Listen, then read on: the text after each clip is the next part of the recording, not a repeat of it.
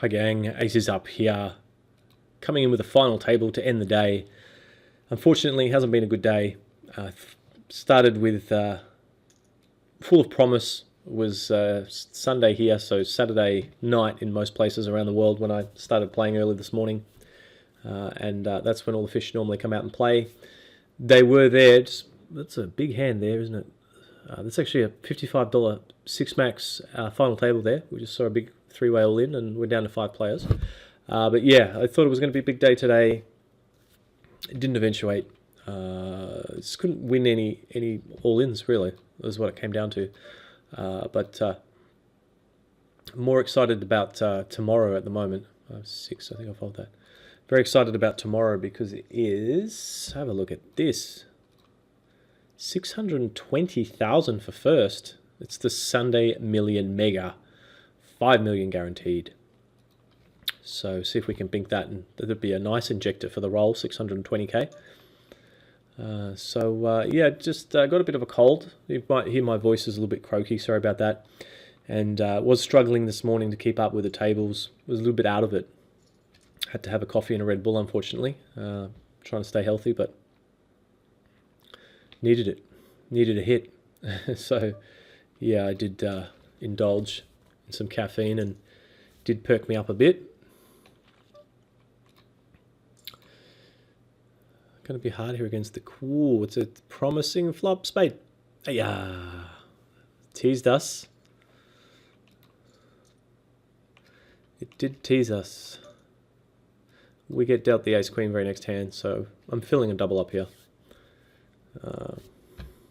It's a friend of mine there, Earl Grey.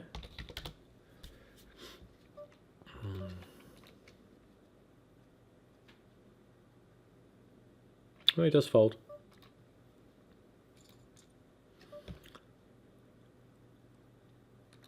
Not too much we could do with the 9s, obviously, and I was quite happy when he jammed, actually. Thought we're going to be in really good shape most of the time. Couldn't have been more wrong. Just been one of those days, though, where ran into hands a lot, top of players' ranges, and when I did have the goods, couldn't hold, and played a lot of tournaments today, and must say it hasn't been a profitable day. It's a bit of a hit to the bankroll, but you've got to expect that when you're doing the sort of volume that we're doing at the moment. And I'm just thinking here because, I mean, this guy folds to so many 3-bets that I almost just want to jam anything, but I do think it's close to profitable just to jam 2-7 there, but he's folding to 70% of 3-bets. I'd rather 3-bet though and get leverage and not have to like commit with 2-7. If we had sort of M9 or 10, you know, we could 3-bet and then fold, I think would be the way to go. Or if we have a hand like King 10 suited, that's going to have more equity, of course. 3, 6, 7, and 1 is 8. I think I will jam this one too. This guy opens 61% from late position. So we kind of, I don't know, it just is what it is, but he gets there. He gets there. Thought it was going to be a split there. I was going to say we ran into the top of his range there, but kind of hard to say you run into the top of someone's range when they only have a6. Oh, well, Grey gets there.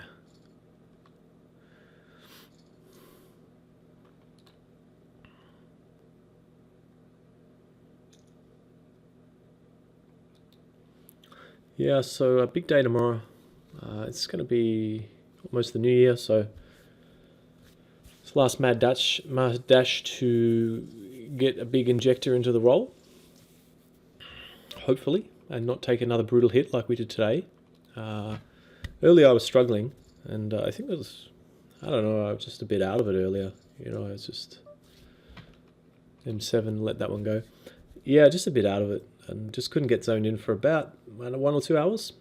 I find that if I just wake up and start playing, I find that a lot where I just can't quite zone in. But what I normally do is I make a habit of, even if I don't really need to, going to the convenience store or just going somewhere to do something outside of, you know, if I'm in the office or wherever,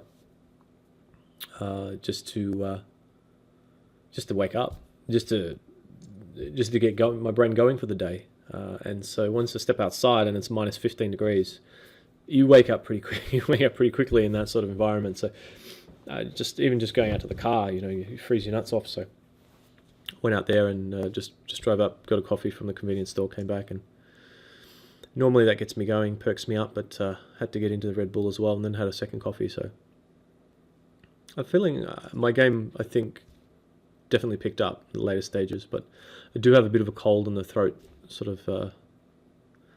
This is just sort of, I don't think I'm going to get a bad cold, but just a light sort of cold.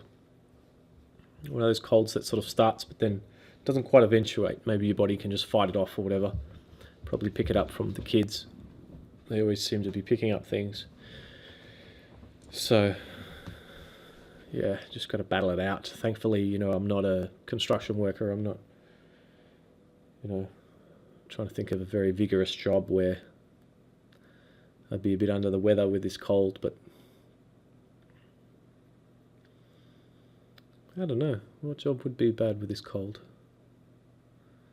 You wouldn't want to have, I wonder what the boxers would do if they wake up and feel like I feel this morning, and it was like they had a boxing match on. I wonder how they're going to feel. They're probably going to have to cancel it. They're not going to go out there and fight like this, surely. I don't know. Maybe you're so pumped for the day that you don't cancel it. You just go out there, and I'm sure they have a lot of, not necessarily illegal drugs, but some substances which perhaps get them feeling, even if they do have a bit of a cold, in a pretty good state. Not sure. So Earl Grey is pretty solid. Oh well, solid-ish, but I think I'm going to let this one go, which is unfortunate because, if he folds, probably the button raises and we get to jam. That's pretty annoying. So I will take this one. Hopefully we get some good ICM situations. Might just get the ICM calculator ready just in case, since we're only one tabling. A friend was telling me about a beat story today, a bad beat, and started thinking, I think a lot of people, I spoke to someone recently that said they thought PokerStars was rigged. I'm sure you've heard that before. It's not an uncommon thing for it to come up in conversation, especially from recreational players. I started thinking, the psyche of, especially growing up in Melbourne and in Australia, that they called it the lucky country, and it's arguably so, but people there have a pretty good life. But one thing I notice is that the kids are very spoiled, and people in general are, when you're growing up, you're always told you're the best, you're great, you're the greatest, even if you can't throw a ball more than a couple of feet. Well, meters, should be saying meters, but I don't know why I'm saying feet, using the American system. But Queen 3 here, M6, just going to let that one go as well, reluctantly. It's not really a profitable jam, but the fact that it's only 5-handed, we can't really wait too much longer, but I will just let that one go and try and find a slightly better spot. King 7, 4 players behind, M6, going to let that go too. And just going back to the story, I think that a lot of, Australian kids growing up always believing that they're the best, you're the greatest, you're awesome. And I think then when you grow up in that environment, when you get to start playing poker, and if you're losing, and it's not hard to see a graph that's just going right down, you're getting crushed. I think that the brain almost has a sort of what would you call it, like a defense mechanism to sort of protect your ego, and sort of, oh look, there's the Ace of Diamonds, or there's this card again on the river. It's just not you. It's not you. You're not. You're not. What's the word I'm looking for? You're not, what's the word I'm looking for? It'll come to me. Oh, why can't we get a hand here? I can't think of the word, but inability, you don't have a, it's not your fault kind of thing. You're not lacking in some way mentally. You're not getting beaten by your opponents because they're better than you. Because you're great. So it must be something else going on. It must be the software, or something else not pertaining to you and your abilities. Just to sort of, I think, get the ego back a bit. I feel like that's kind of the way the, well, it's all over by the shouting. Didn't even get to finish my story. That is the end of that chapter, guys. So, just tally up some monies here, and still looking, still looking pretty healthy, but we did take a big hit today, obviously. Can't be helped. Back again tomorrow. Always a little bit, normally Sundays is my best day, Sunday here. And then, of course, Mondays is the day that I have the most variance because you've got a lot of big tournaments to play, and you don't want to miss out on anything. And you can actually take a fair hit to the bankroll if you're not careful. Thanks, mate. Good luck.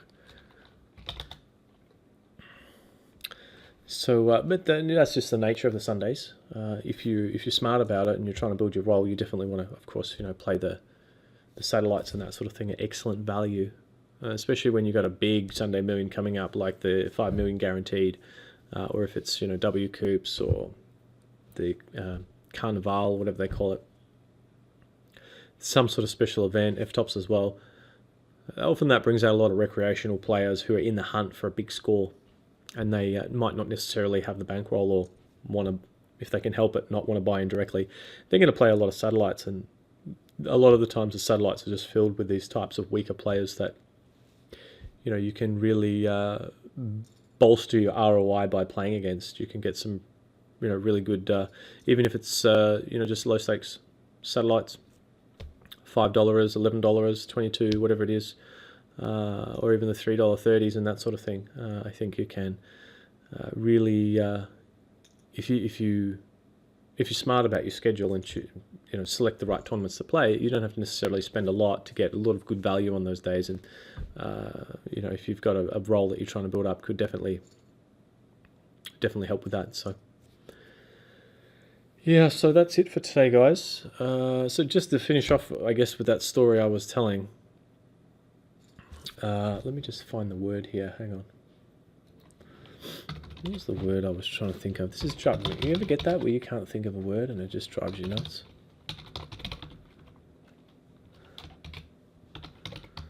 It's just, I have to find out. It's killing me. It's literally killing me here. I have to check, what is this? Lack, shortcoming, inefficiency, incapability, inadequacy. I think I was thinking of it, inadequacy. Insufficient, ineptness, powerless. Okay. Pretty sure I was thinking of inadequacy. Sorry guys, you can tell I've got a long session, tired, had a bit of a cold, I'm waffling on, I know, but I do think that some people have a bit of a inadequacy, feel, a bit inadequate in the realm of poker. And so they do come up with these stories about, beats and, PokerStars is rigged, that's why I lose. I mean, why else would I lose? I'm just as smart as the next guy. And their ego, rather than having their ego being damaged, hey, you're a bit of an idiot, you can't even beat online poker low stakes, they come up with these fanciful stories that, it's all rigged, and that must be why. Of course it's rigged. I'm still the greatest. So just be careful that you don't catch yourself doing that, because it is easy to do when you're losing. It is easy to get into a rut where you're losing and you're negative, and you just start sort of thinking that way where, oh, there's the ace of diamonds on the river again. Always an ace. It's always last card. It's always the river, or whatever it might be. There's always a flush on the end or whatever. Just make sure you don't get into that habit, because it's just negative energy. You're just wasting time thinking about that in that way. And if you're really serious, if you're having a bit of fun with poker, yeah, by all means indulge in that those sort of thoughts. But if you're really serious about taking it next level, I know a lot of you are, you need to maximize your time, and there's a lot of ways you can do that. One thing I've been meaning to do actually is bring out some MP3s with just, you can just put on while you're driving the car and have them talking about certain strategy concepts. I think that would really help a lot. I'm doing it myself. I'm studying Japanese, obviously, living in Japan, trying to learn the language. It's really hard learning a new language, especially when you do it as an adult rather than as a kid.